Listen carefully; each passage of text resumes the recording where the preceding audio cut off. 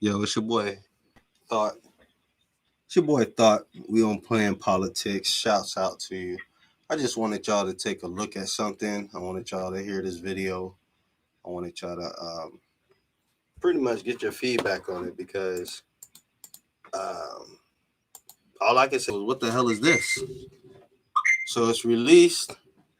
Um, it was released on January 19th. Okay. And it says whistleblower with Linwood. Let's see what happens here.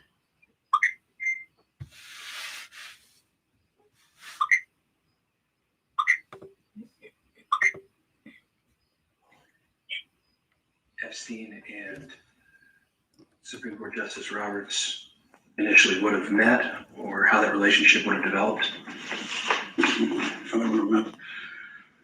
I think that when he was under Bush, not too long after he was appointed, somewhere along there, just a basic meeting powerful people, something like that. Help him with his adopted children. For what was said there and what was, discussed openly in this little dirty trick squad, the children are not genetically brother and sister, but they're raised that way, so that's more valuable to them. And one, if not both, were originally from Wales, but they were in the Epstein channels and were easily removed from their version of foster care to Ireland, which has much more open adoption type records. And he facilitated this for Robert so he could adopt them both at the same time. There was a little gap, but it was just paperwork. And that was him. Epstein had done that for him. So they met, they worked out, and he was doing favors at some point. Was this something the Supreme Court Justice Roberts would have paid for, or is this a favor exchange to Epstein to link up with these children? Or I don't know at that point. It's possible it could be, I don't know. I don't think there would be a payment at that point. It's more for his position. There would be something type of favor, but I don't know either one that was done. He facilitated it. Was there payment? Was there favor? I can't say. Okay. Can you go into any more details on Supreme Court Justice Roberts with these children and the circles that he ran in, as far as you're aware? Children are often used as the commodity, a way to buy yourself into certain inner circles. And these people are all wealthy, they're all powerful, and they won't trust you unless you're as compromised as they are. So you provide children to them, your children, adopted children, whatever. This is how they trust you. You're as dirty as they are. You cannot be exposed because you can't expose them. They can't expose you. If everybody's just as dirty, you're safe. And like I said, this is a way for them to buy their way into these inner circles and get access to whatever. The children are the payment and the dirt and the control.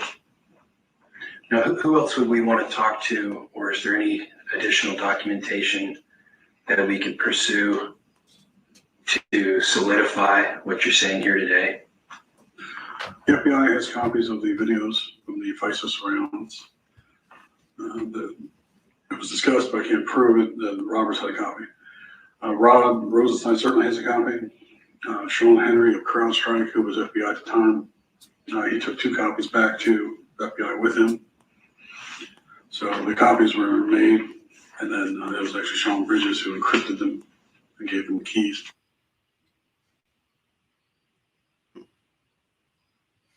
Sounds like a confession. Gave them the keys. So there are copies out there. And who would be on these tapes, most likely, as far as from your conversations in the trick squad? From just those tapes, I was talking about the copies. Mm-hmm. That would be Roberts, or excuse me, those would be Pence and his 2 lovers and the younger ones. They were also, they would do the same thing, illegal surveillance, or sometimes vice versa. This was mostly in the country, illegal surveillance with Robert's children. Sorry, I got to play that back. Did you hear that guy with the mic? You still there? Did you hear what he just said? Let me go back. Let me get this off my screen, and then I'm going back.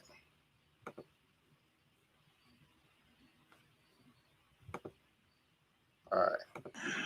and whoever they were with. Hold on. Toby Roberts, or excuse me, those And who would be on these So here's the question. Hold on. And then I'm gonna, tapes, most likely? keys. I'm gonna stop messing with it right there. Here you go. Gave them the keys. So there are copies out there. And who would be on these tapes, most likely, as far as from your conversations in the trick spot? From just those tapes, I was talking about the copies. Mm-hmm. Toby Roberts, or excuse me, those would be Pence and his two lovers and the younger ones. They were also, they would do the same thing, illegal surveillance, or sometimes vice versa. This was mostly in the country, illegal surveillance with Robert's children and whoever they were with. When they'd set it up, we knew that they weren't going to be exposed because it's just as Robert's children. And please keep in mind that these children have been abused since birth, and we don't want anything else happening. They've already lived through hell. They don't need anything else. But they were, again, loaned out for these different groups, and they did surveil many of them. Okay. Now, you also have said in past discussions that there was a plot that Roberts was allegedly a part of, where they discussed murdering other judges on the Supreme Court under a Hillary Clinton administration. Could you give me some amplifying details on that? This is something the FBI had set up under their guidance, the political people. Going to be a false flag. This has gone out 2 years almost before the election.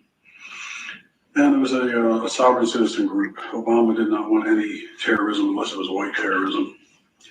So this is a sovereign citizen group that the FBI had infiltrated and armed and instigated against other targets. They were, for the most part, pro-America, but they were racist in some of their origins.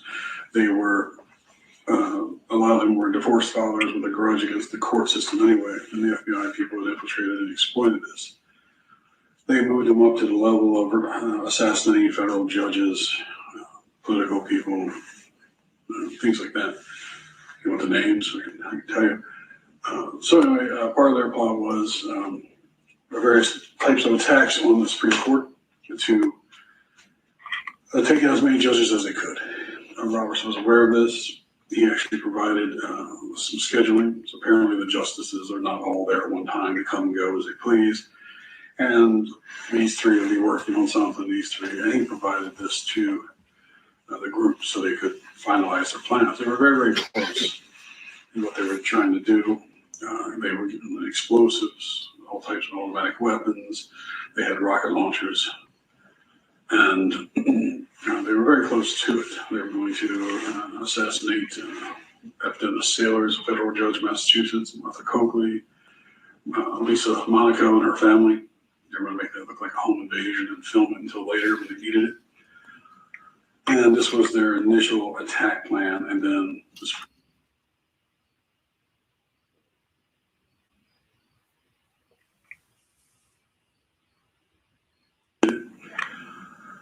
this was their initial attack plan, and then the Supreme Court.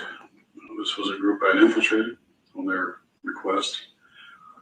And when I found out what they were doing, that they were going to attack these judges, when they were going to attack the Supreme Court, I tried to end run them. I had minders, people kept tabs on me. I had FBI minders, but I tried to end run them and expose it. And I took all the evidence. I went to Homeland Security, who were overwhelmed and called in the FBI. And then the DOJ came right back on me, and they picked me up just a few weeks later when they found out who I was. And but the damage to their plots had been done. They did get close to assassinating people up there. Lisa Monaco, the judge, were under 24/7 security. Martha Coakley had in-state security.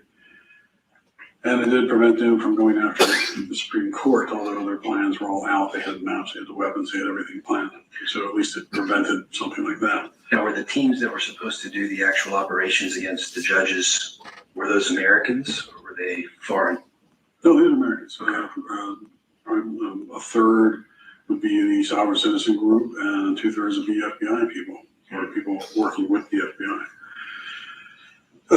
They were going to get rid of them anyway. They actually have recordings of they were planning on the phone with me as part of this group, and then they did not hang up the phone. They did not kill the phone, and we were listening to them talk about killing me and my wife, things like that. And another time they actually butt dialed me, and we're talking about, he was on the phone talking to various people and about their plans, about who they're going after and what they were going to do to us because we knew too much and we were outside at the time. So they could not do their plan. We got the people under surveillance. We saved them. I give credit for saving them. They were very upset that their plans had gone to crap. Were very upset with me, especially when they came and picked me up. But it stopped it. Their plans were written out. They had maps, they had surveillance, they had quite a bit of equipment. What was the timeline that they were hoping to do this in? This will be right after, within the first year of Hillary Clinton's presidency. She was not supposed to lose. So this was all planned up, and it was more than just that. It was twofold. They wanted to pack the court, take out as many as they could. Roberts was actually helping because he didn't want one of them, and he wanted some choice in who would be on the bench after that. He wanted to maintain some form of control, so he did provide information. But it was supposed to be done within the first year of Hillary Clinton's campaign so that they could ban firearms as well, but and pack the court. So they had plenty of time to do that. That was their two main goals. Do you believe the death of Anton Scalia was a part of this same plot, or do you know if that was a separate? It was the same people. He was a backup plan. He was their biggest. Please forgive me for my connection right now. It's loaded. It was the same people. He was a backup plan. He was their biggest threat. I mean, the most conservative justice. Justice Scalia, actually, I believe he found out about this. The plans, he went to the White House like a week before his death. I believe he found out what they were trying to do. When they moved away from the overall attack of where these people lived, or they would attack around the holidays when more than one justice would be in their home, things like this. And again, Roberts was providing this, but they had to take him out. He was seen as their biggest obstacle. So the same basic group that was involved were given access to the ranch where he was found. They talked about how they did it. They had a couple different options, but it was discussed prior to his death, what they intended to do, where they could possibly do it, how they could do it, who they would need. The records are there at the Cibolo Ranch. One person was brought in, so there was 3 men. One person was brought in as a temp worker. The other 2, same team, were brought in as servants from a group that was there hunting. And they discussed how it was done, that they used DIMSO, dimethyl suboxide, which is a fairly inert chemical, just goes through your skin. But if you mix it with a poison or a drug or something like that, it'll go directly in your system and overload you. I believe that's why he was found with the pillow over his face. He was struggling to breathe. He couldn't breathe, choking. And this particular chemical you can tailor to the person. If they have a drug problem, you can put fentanyl in it and overdose them. If they have a heart condition, it would take very little to go directly in. It'd be like a direct injection into the heart. And they talked about how they did it. And Roberts is on the phone with these people discussing the successor. He wanted a say in it because now it was only going to be one person. He wanted to pick that person. And he wanted to say in who was going to take it. And of course, there was a lot of people that were talking about Eric Holder taking it, all kinds of people. But he wanted to say in who was going to take over Justice Scalia's spot. And I don't think he got it. I mean, obviously it didn't happen because President Trump was here. But he did want it. This was all prior to discussions and him complaining that he wasn't getting any say prior to his death, his sudden death. So it was well known. And so aside from Roberts being waiting on this, did Rosenstein or anyone outside of the White House? Had they been made aware of the plans, perhaps in Hillary's camp, that you could speak about? Well, Hillary Obama knew about it. I mean, it was supposed to be done under her watch, her first term, so that they could pack the court. They were fully aware of it. Rod has an intense hatred of Hillary, even though he worked with her and he had to. He's not fond of Obama, really. He's only fond of himself. But this was plans that they enacted through them, and Rod was integral in running the Hammer system through Baltimore. Don't believe the church and the state and everything they tell you. His first tweet of the storm. As background tweets I am about to post, you should read this article carefully.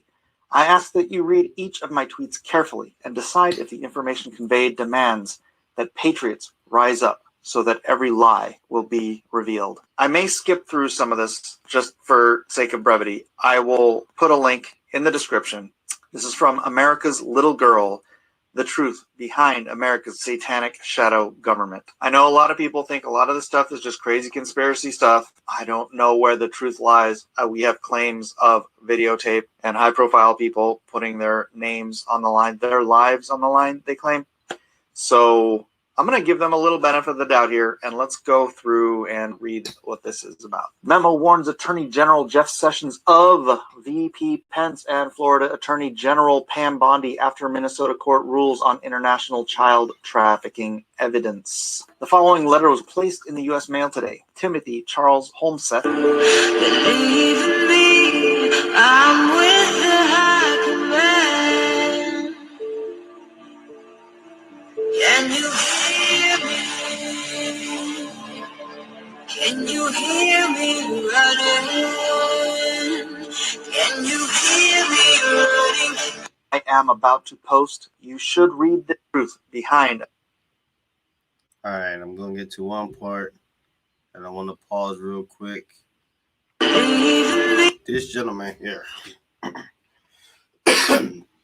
Timothy Charles Holseth, Pentagon Pedophile Task Force. Okay? This is the guy that everybody is really pissed with because he's figured it out. I cannot confirm whether or not that was him on that confession. I am not here to confirm that, but I will tell you that this is the guy that has been cracking down on the pedophile rings. And it's been leading him down a path and showing him some things. And, you know, he's had threats, death threats for him and his family from Hillary Clinton's family. Not family, but the bodyguard and staff. So, yeah, it's getting real out here. I just wanted to share that video with you real quick, get you guys' take. I'm in the live. It's your boy. It's your boy Thought. I just wanted y'all to have that little jewel. So y'all have a good night. Remember, God's always got us. Stay focused, stay in prayer, and most importantly, stay alive.